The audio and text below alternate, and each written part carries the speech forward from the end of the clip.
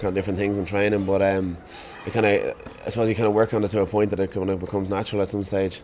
I know kind of Donegal I've kind of introduced the defensive thing, but I suppose they weren't the first to do it. I think the northern teams kind of started early in the 2000s, and I suppose whatever happens, if a team wins in All Ireland doing something, it's obviously going to catch on. There's been a few Dublin teams, 83 and 95 over the years, that have kind of failed to kind of go on and win more Irelands in the following years. Like, so definitely we're doing everything in our power to try and win it again.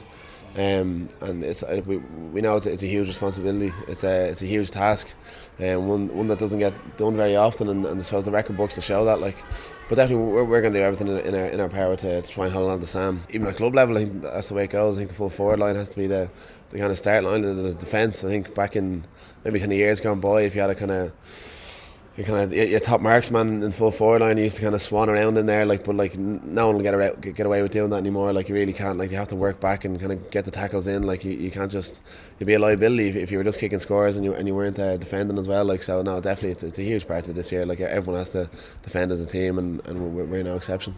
It should never be a chore to throw in a Dublin jersey, and I know it's certainly not for me.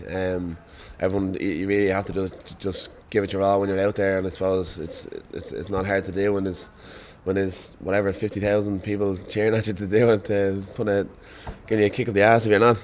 So yeah, no, it's a huge honour, and you just try and play as well as you can for as long as you can in the jersey, because it's not going to last forever, and maybe you can look back in your career when you're finished, but at the time you just give it everything you have for as long as you can. We're going to be called the All Ireland champions all year, but yeah, we're focused on the task at hand. We're not even looking at Sam yet. We're just looking at the next game. Cliche here now, like, you can't look past me. They were too well. They did too well the last day.